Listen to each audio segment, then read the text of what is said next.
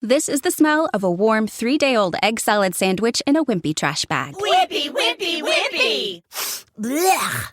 And this is the smell of that same sandwich in a hefty, ultra-strong trash bag with new Fabuloso lemon scent. Hefty, hefty, hefty! Smell the difference? When life gives you stinky, get Hefty Ultra Strong with new Fabuloso lemon scent. It smells like clean, freshly picked lemons. So no matter what's inside your trash, you can stop the stink and smell the lemon.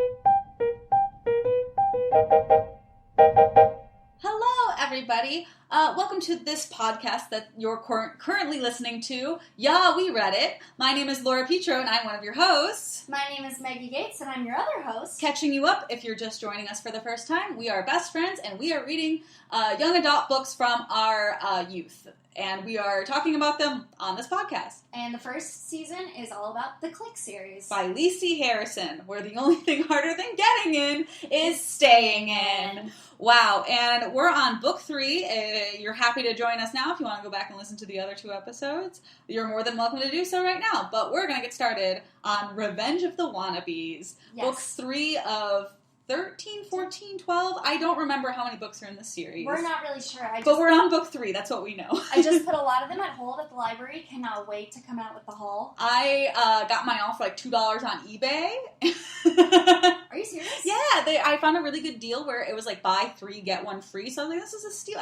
It was like $15 for me to get 8 books. It was nuts. It is so funny and also telling and sad how devalued the books are, thinking about how big they were in our childhood. God, and in rereading these books, it's almost like you don't realize how problematic some things are until you really go back and look at them. Yeah. There's so many moments in the series that we found that are just like shocking.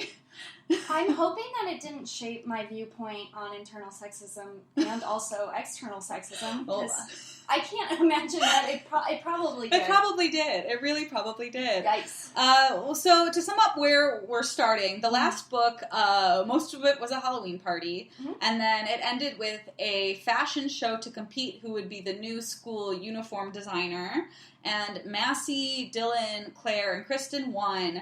And Alicia and Olivia actually switched the box ballots, so they are now the reigning champions. And both Massie and Claire like the same guy. That's the gist of what happened last book. Yep, the Briarwood boys were introduced, and Massie and Claire both like Cam, but Cam likes Claire.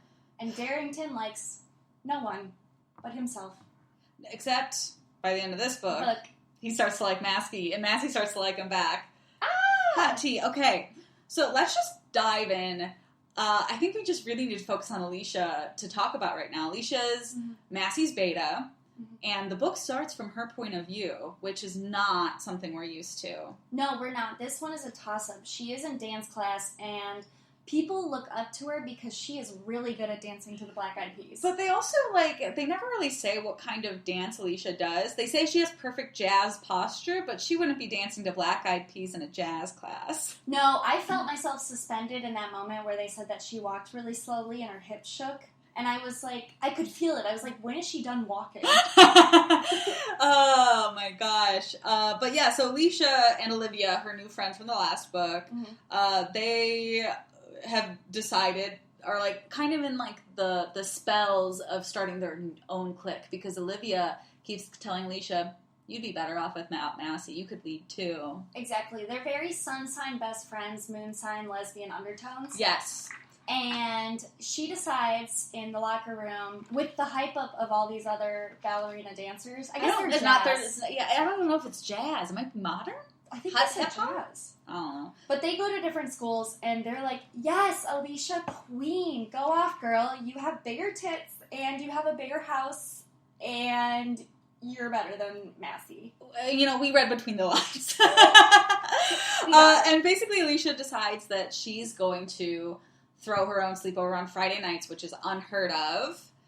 And Alicia, I think I did cringe at this moment when Alicia, is buying her time to tell Massie, and Olivia just bursts into the school and being like, so did you tell Massie what's up? Because, Catherine and Meredith keep calling you, when's our sleepover tonight? And I was like, oh, no. They do a lot of character painting for Olivia in this book, and something we learn is she is dumb. She has lights on, no one home. You know, and, like, that's what, like, they really tried to hit last book. And this book, it is really nail. Home run on how dumb Home run. Olivia is. But also, I'm going to say it, I think Olivia might be the most well-developed character. Which is so funny. She's just, like, fun. She's, like, honestly, she's so nice. And the way Lacey writes her is, like, I think we're supposed to really dislike Olivia because she's stupid, but she means so well that Olivia is, like, my favorite person in the book. I know. Like, Olivia and Lane are just good friends. Right? To, like, Claire and Alicia separately. Yeah, and then, like, Alicia decides to have this sleepover, but then she gets Beyonce tickets, so she abandons it, and then that's the last we ever see of Meredith and Catherine.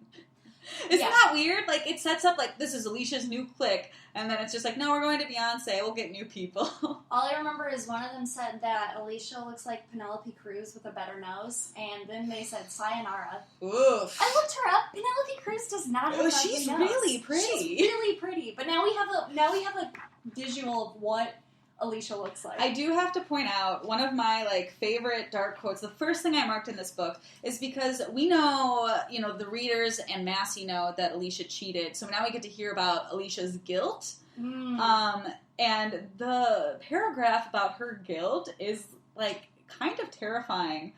Every night she would lie awake in bed and relive the day's events in her mind, analyzing every word Massie said and every gesture she made. Desperate to figure out how much she knew.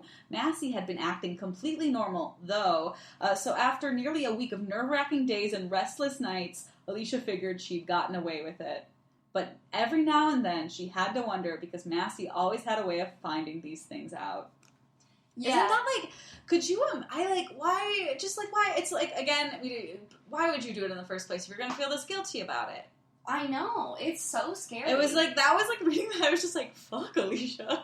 And she was also, like, always really hostile, because I think we learn later on that Alicia figures out that Massie knows. Yeah. But, like, randomly she'd be so mean, like, when she called out Alicia for not having a Spanish father. Oh my gosh, she called her Spanish? Yes. That was bad. Okay, and listeners, there's a point in the book, you know, to really hit the note that Massie does just have a way of finding things out. Yeah. Massie calls out Alicia and says, your last name isn't even Rivera. Your dad's last name is Rivers, and he changed it to please your mom's parents. How does she know that much? Like, how would she know that much? And she started calling Alicia Fanish, fake Spanish, because she's fake. Yeah, and she's, like, not fake like Olivia's nose. And Olivia does own up to her nose being fake, which we do Which love. we love. We have to love anybody who's saying, yeah, I changed my body for myself. But Massie's acting like a fucking true crime investigator. Exactly. Like, that was fucking chilling. Who has the time? Who has the time? Listen, I have enemies. I don't have the time to go through their family tree. And I will say, I spent, like, most of this book, like, at some points I would be really on Alicia's side, but by the end of the book, I, like, couldn't be. But then, like, I feel like Lacey Harrison really wants us to be on Massie's side, and I'm never on Massie's side in anything. I cannot empathize with Massie ever. No. Absolutely not. People give her way too many chances. It's just, like, I don't get what the thing is. It's like, I completely understand Alicia wanting to make her own clique. I completely don't think she's appreciated in Massie's friendship. No. And, like, there's a part where Alicia always talks about feeling like she's in Massie's shadow, and I was like, yeah, that would suck. Yeah, especially when you're, like, right there, and as a beta. Oh, my gosh. So, yeah, most of this book ends up being the two of them bashing. It's kind of like, almost like they each start, like, grabbing the torch of, like, I have this thing over you. No, I have this thing over you. Like, I know your last name is fake, and I know you like Cam. And, I will say it's a good build-up. It's a good back and forth of, like, who's in charge. It is good. It is very stress-inducing. It's honestly, this book was, like, it gave me anxiety. And, like, my middle school was never like this. No. But it gave me, like, anxiety of being 14 and, like, having friends. Like, yeah. It was weird. So, eventually, Massie and Alicia are fighting, obviously, because Alicia and Olivia are about to take a Friday off, and they're going to go to Teen People. Teen People. Is it Teen People or Teen Vogue? You might be right. It might be Vogue. It's one of them. And they are meeting with Lucinda, who is the fashion editor, who they said, I had a lot of envy, and this is not realistic in the journalism world, is the fashion editor of, I'm pretty sure it's Vogue. Oh, it is Vogue, because Olivia is like, What's Vogue Italia? Oh, no, I'm pretty sure... Yeah, oh yeah, because they completely ripped it off and then... Yeah. And then, No, it's every Teen People had been blown up and framed and hung. They just had other... It was Teen People. Okay. Is what we've learned. And Lucinda's this fucking fashion editor of this big place, and she's in her 20s. Yeah, that was not realistic. Oh my gosh. Yeah, and, you know... And if it is, I hate you. Anyone who is a fashion editor in their 20s, please die. Absolutely not. My favorite thing Lucinda said was on page 49 when she said, Ritalin isn't a food. It's the drug my parents used to force feed me when I was 7. It's for hyper kids. And Olivia went, that's so cool. And then Lucinda goes, I guess if you like spending your 8th birthday in a psychiatrist's office. I laughed so hard. That was one of the funniest things I read in this book. Lucinda has some problems. She has some problems. Also, it was hysterical because she just like bends to like texting these girls, like hanging out with these girls. It's very weird. Honestly, the relationship between like age in this book I feel like is just constantly blurred.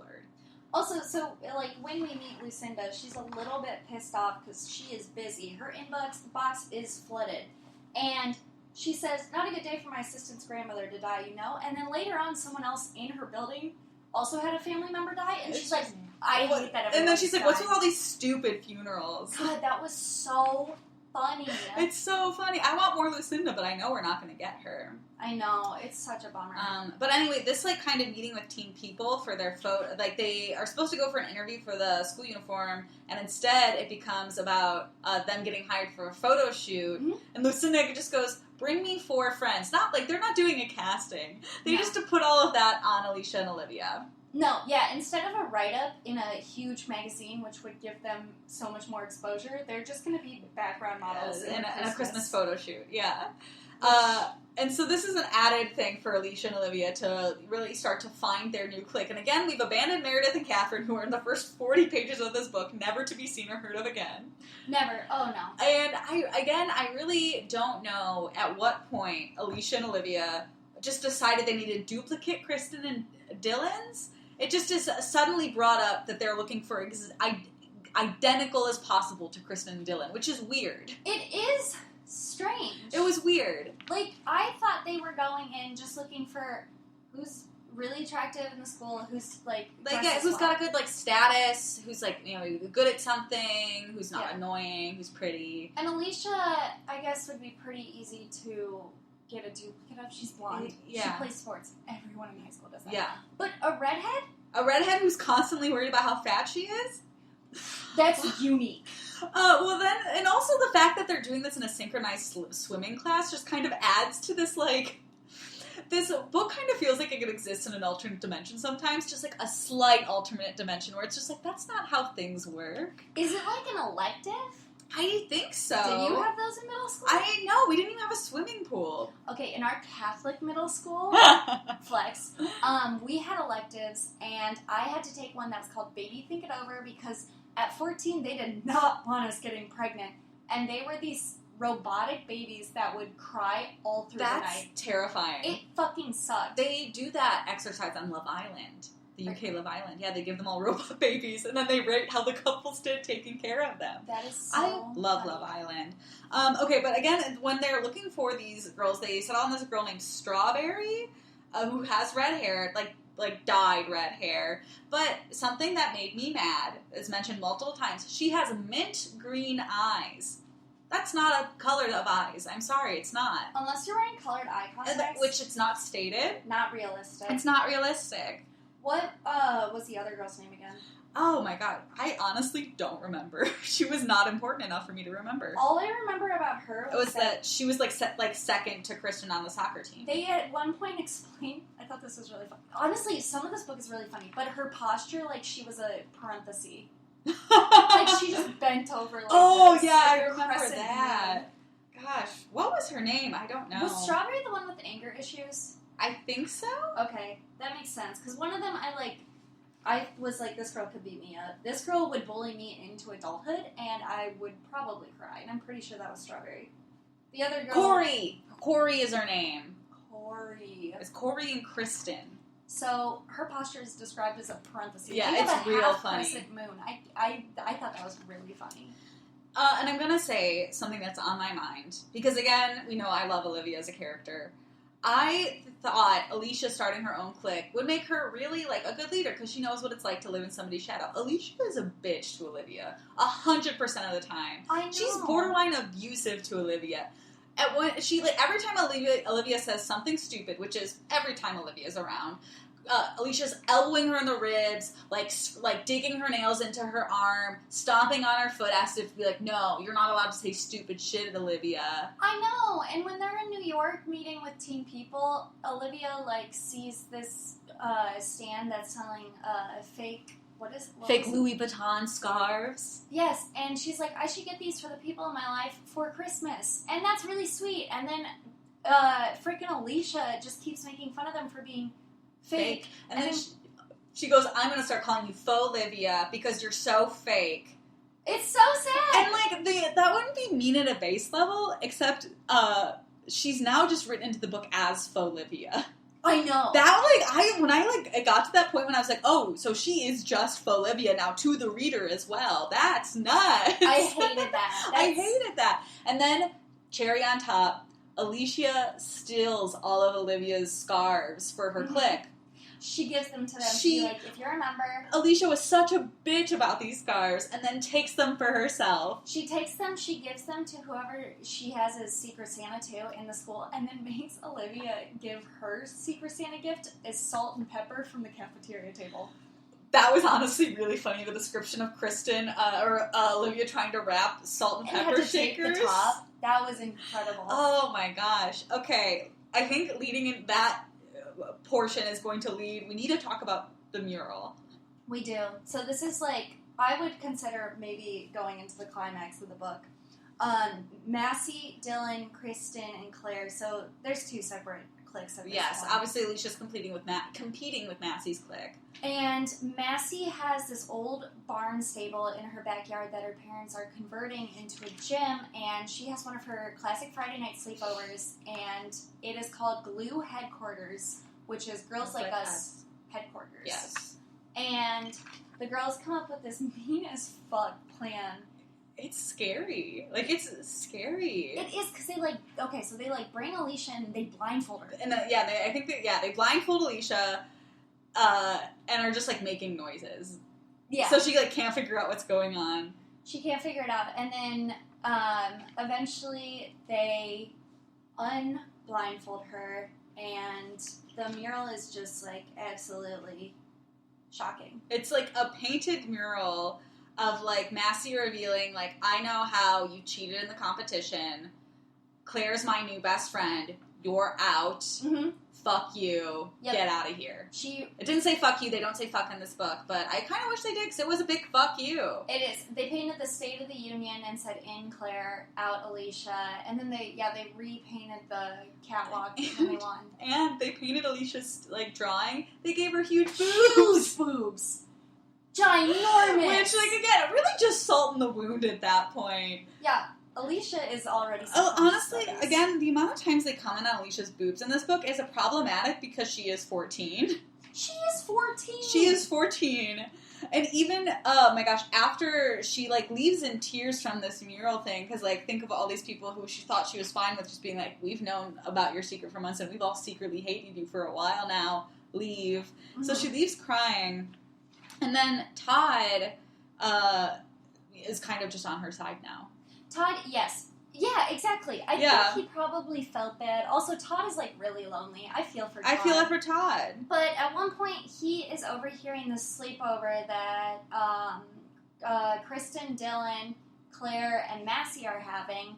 And... No, wait, Claire's not there. Claire's with Lane, I think. What, during the mural? No, when they have the sleepover and Kristen and Dylan, Massie's like, I have a secret. Oh, Claire's at Cam's and then she comes back. We'll get to that. Yes. Okay. But my favorite thing is, like, Todd tells, like, Alicia he's on her side, and she's like, thanks, Todd. And she, like, finally gets her driver a hold of him, and then she's, like, on her way to leave, and Todd goes, great boobs, by the way. And then she starts crying again, and, like, I feel so bad for Alicia. And she's not crying about the boobs comment. She's crying because she lost all of her best friends. But, like, I was just like, why would anybody do that? That one was a lot. It was a lot. Todd helps Alicia out, though, because he's overhearing that sleepover where Claire's with Cam. Yep. And Massie does not want her new friends to abandon her. She has massive abandonment issues. Massie has massive abandonment issues and then schedules another sleepover to learn Dylan's and Kristen's deepest, darkest secrets. Because she says, if you pinky promise me this, I'll tell you my secret. And, like, they're indebted to her. Now. Yeah, exactly. Massie owns them. That's it. And they hear crunching outside of the Glue headquarters where they're having their sleepover, and it's none other than Todd. Oh my gosh. But they don't even learn that till later. It's a reveal. Because Todd tells Alicia the secrets, obviously, and Alicia uses the secrets to kind of coax Dylan and Kristen and hanging out with her, framing it that Massie had told her these secrets. Yes. And this is when we do some backtracking and we start with Massie's point of view, with the Pretty Committee, and what they've been up to for most of this book, which is just a lot of, like, hating Alicia. The book is mostly hating Alicia, and then Massie being wicked towards Claire, because we find out that Cam does, in fact, have a crush on Claire, and not on Massie, and Cam's honestly kind of pissed at Massie, because every time he's trying to hang out with Claire, Massie just, like, pops up. Yep, Massie's just, like, there immediately. And Alicia, using her gossip points, goes and sits down with them, and is like, by the way, because Alicia obviously knows that Massie likes Cam, and she goes, well, I've got a secret that Cam likes Claire, and Massie is just livid, because how dare somebody like Claire over her. And Massie just gives Claire this insane ultimatum of, like, he's an eternal wannabe, and if you want to be friends with me, you can't hang out with him. Yeah. And that's literally it. That wasn't even me, like, exaggerating. That was it. That was so sad. It was really sad. I kind of also liked, like, a little bit of Alicia and Claire's budding relationship, like, when they were all at that soccer game. And it's like Massie and Claire and Kristen and Dylan sitting together, and, like, I just imagine Cam over there, and Massie was, like, talking, and he couldn't get a word in with Claire, and then Cam comes back over and is like, hey, can you get Claire to talk to me? And this is when we're also introduced to Cam's older brother, Harris, who I can't emphasize enough, is in the 11th grade. These girls are in 7th grade, so he's 4 years older than Alicia, and checking out her boobs. Yep. And using her for the Strokes tickets. Yeah, he's using her because he knows that her dad can get him Strokes tickets. Going back to Claire's and Alicia's relationship, I really wish that was explored more. Like, I think some of the most relatable things were said. Like, because Alicia and Claire apologized to each other for, like, Alicia apologized for cheating during the fashion show. Claire apologizes for the mural because it's, like, really mean. I do love at one point when Alicia is apologizing and she's like, but Claire, you didn't do that mural. And Claire's like, I felt so bad. And then randomly, Alicia's like, an FYI. I'm considering therapy. I wrote that down. I died. I was just like, what? That's so funny. That was so funny. But I did star, I think, the most relatable statement to a preteen girl in this book is spoken by Claire when she's talking to Alicia. When Alicia goes, well, Claire, why wouldn't Cam like you? And Claire goes, I don't know, I guess keep it, I'm so sorry. I don't know, I guess I just keep expecting him to change his mind and go for someone prettier. That is the most relatable thought I think a 14-year-old girl reading that book can relate to. Yeah. And I'm just like, where is, like, that's, like, the only, like, moment in this book where I was just like, I have felt that before. I know. I really, really was rooting for Cam and Claire. Honestly, and the way she has to, like, so Claire has to go break up with Cam because of Massie. And Alicia, like, helps her, and they, like, go to Harris's and Cam's house. And Claire just, like, sobs telling Cam that she has a boyfriend when she doesn't and, like, leaves. It was really sad. It was really awkward, too. I mean, obviously now, as developed adults, we would be like, no, you're not a good enough friend. But there's, like, such a need to cling on to, A, if they're popular. Right. And B, no, honestly, if they're popular, because she has Lane and all of those friends. And yeah, so exactly. Again, something that I don't think we ever really understand is why Claire wants to be with these people so much. Is it just because they're rich? Like, I don't know. I know. I mean, it is clear. I think it's just, like, clearly they're popular in a status thing. Something I do have to say that I wrote down as another, like, what moment is when Alicia and, like, Claire are walking up to Harris and Cam's house, and Harris is sitting on the hood of his car, lighting matches and then just throwing them into the street. I laughed for, like, a good 3 minutes straight because I was just like, no one does that. That is so... And they're like, it was so cool. And I was like, what? Also, when they, like, describe how dirty his room is. Yeah. I was like, this is kind of gross. This is disgusting. God, it was just so weird.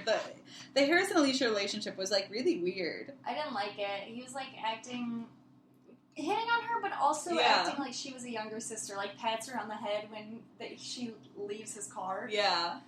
Oh my gosh, and I don't even think we've revealed yet that Massie, again, doing something Massie does, has gotten, like, Lucinda's info at Teen People, and has faked to be Alicia, and then submitted her, Claire, Dylan, and Kristen's photos for the photo shoot, so now they're just all going to the photo shoot together. Yes. Yep. How did they... Oh, because they called Lucinda. They called Lucinda on a landline. I loved that. They called her, and they're like, just so you know, this is Alicia and Olivia, and we want you to know that we cheated. And she goes, and? Yeah, Lucinda's like, I don't care. I care if you're still hot. That's what's important. That is true. And then they email in their photos. Oh my god. And then, so then those are the 6 that are going to do this holiday photo shoot. Yep. It's going to be those 6 doing this holiday photo shoot. And at this point, though, Alicia has Kristen and Dylan on lock because Todd told her about their secrets, and they thought that Massie told her. Yes. So as we're going to this, like, photo shoot, Massie makes right with Kristen and Dylan by telling them, like, hey, like, Todd told Alicia your secrets, not me. And Kristen and Dylan are like, oh my god, duh. But Claire's still mad at Massie because she had to break up with Cam.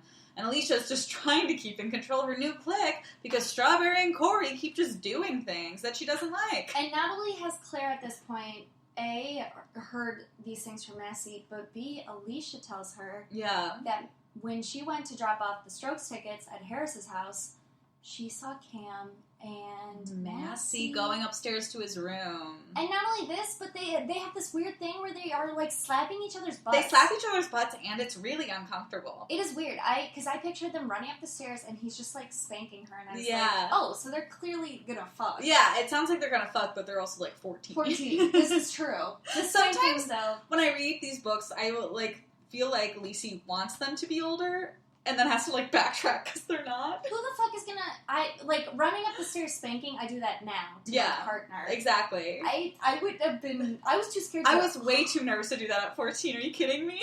Someone had to push me into hugging my boyfriend. Yeah, so Massie, as she's going to apologize, brings Darrington, Cam, and Harris with her to go to this, like, dinner reservation with, like, Lucinda and the photographer Teen People, and then, everybody else that we basically said. So Alicia's clique plus Kristen, Dylan, and Claire. It's a big dinner. Because Massie had to drive separately with Harris, Cam, and Darrington because Kristen and Dylan were still mad at her. So Kristen, Dylan, Strawberry, Corey, Alicia, Olivia, and Claire were all together in the limo. But Strawberry and Corey are not modeling because they are ugly. And that is emphasized.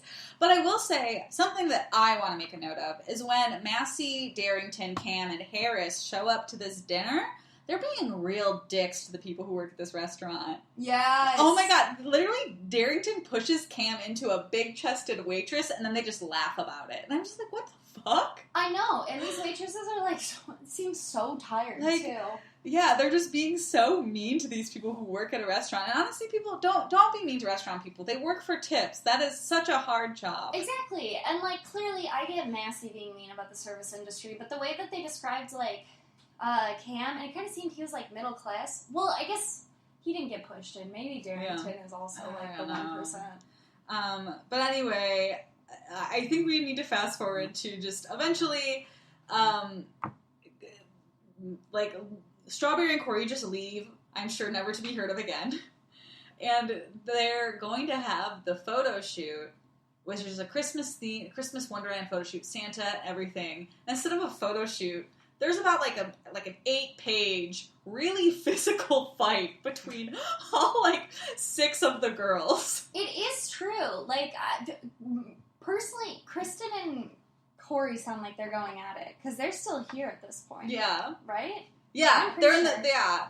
yeah. Because then that's when Alicia gives them $300 to just go away. Yeah. They're like, here's $300 to go shopping, and that was before, because I think they go to the photo shoot after they pay for everything. Oh yeah, they go on a shopping spree. Yeah. Alicia's too busy doing damage to control this thing. Yeah, but anyway, there's this huge physical fight just instead of this photo shoot, and nobody really gets hurt, which was shocking to me for how much action was written about this fight in the book. No one gets hurt. Nobody gets hurt, and I'm just like, really, somebody should have like a bloody lip, black eye, earring pulled out. And yet, nope, they're just all fighting. It sounds like Santa probably got the worst of it. And what's wild to me is that this fight, just Massie and Alicia are friends again. They think it's really funny that everyone's just attacking each other. That was funny when they're like looking at each other and they're trying not to laugh, and then they're like, ah ha ha ha. Yeah. And also, Lucinda, get it together. She was just like, great, my set is ruined. And then Massie has been reading this, like, rhetoric book on how to manipulate people into liking you. Oh my god. And she's like, Lucinda, this was your idea. Like, didn't you want it to be, like, a ruin, how Christmas is chaotic? And people hate stresses people out. And then Lucinda's like, you're right, Massie, you manipulative little 14-year-old. Little 14-year-old. The weird thing is like this Dale Carnegie, like the power of influencing people is like a very small subplot. And again, this is why I can't empathize with Massie. There's again a whole lead up of how she is going to apologize to her friends because she realizes she's in the wrong. And then she goes, nope.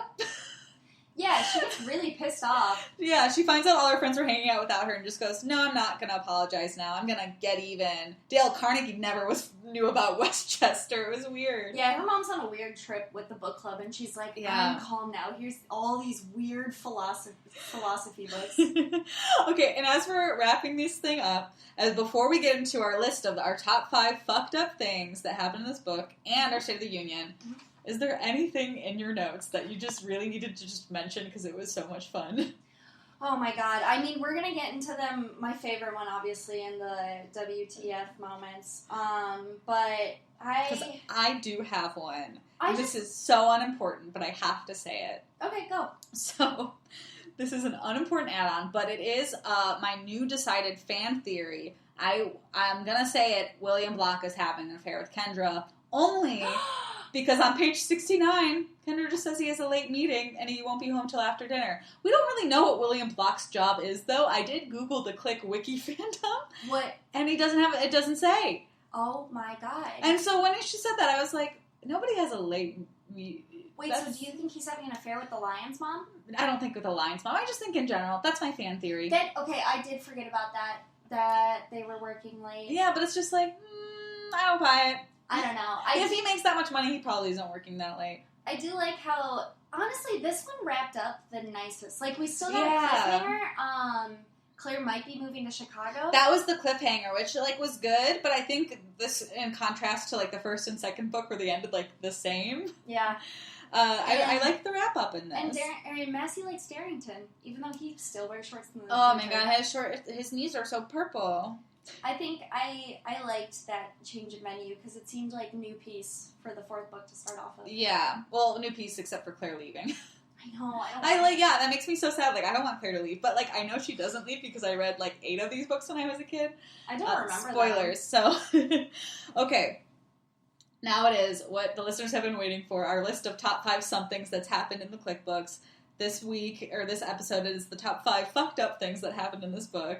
Mm-hmm. Number 5 is when they are at the Teen People office, and Lucinda and this B-list photographer, because their first one was on vacation, start talking about how great Alicia's boob job is. And Lucinda just starts going, hey, so-and-so, come check out this kid's boob job. It's crazy. It's so problematic. The amount of times they talk about Alicia's boobs in this book is really uncomfortable. Yeah, Lucinda asks how much she paid for her boobs, and she's like, I think they're at least $5,000 a pop. And she said, I didn't pay for these. And then she calls over Barnaby, the staff photographer, to look at her boobs. That's so messed up. Those are fierce, he said to Alicia's boobs. That sounds like it was written by an 8-year-old. Those are fierce. What an adjective. Looking at her boobs. Okay, for number 4 WTF moment, we have Kim and Massie slapping each other's butts because they do it again in the restaurant. I can't get over it. It's like not cute. It's not funny.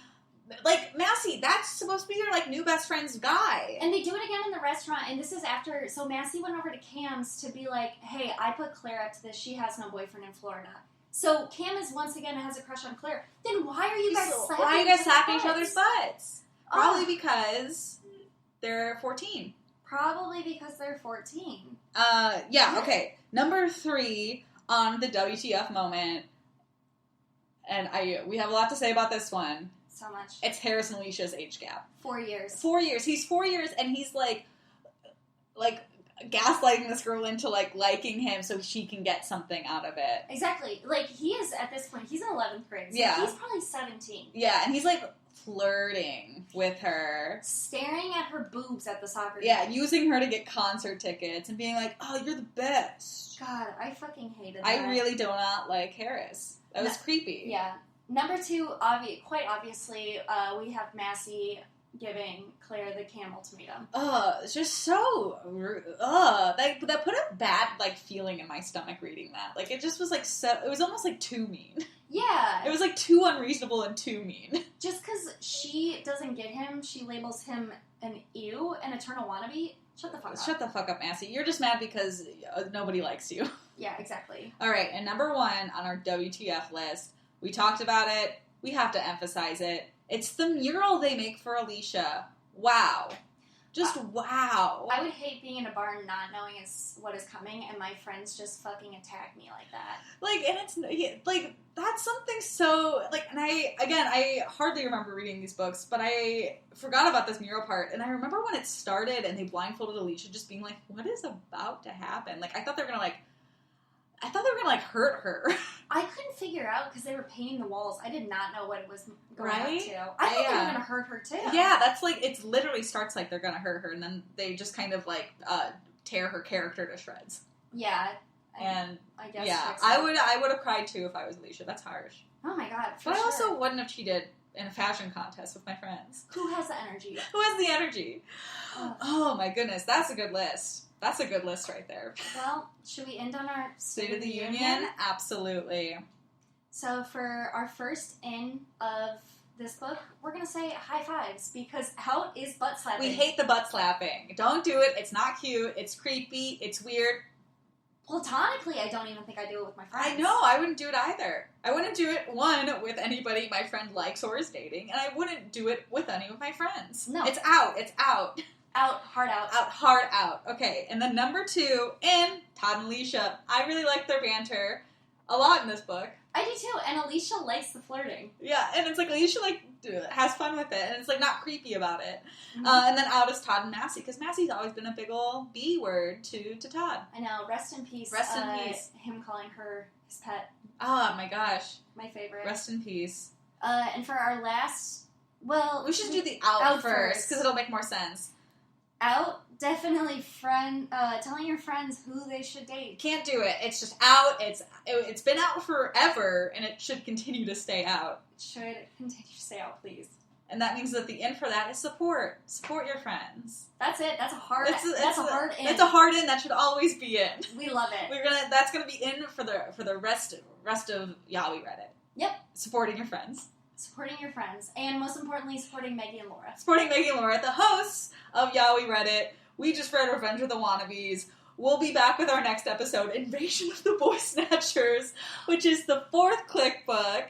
Make sure you follow us at Meggie and Laura on pretty much all social medias. You'll find us there. We're also part of the Social Podcast Network, so make sure you're following up with them because there's lots of other cool and fun podcasts just like this one you can listen to.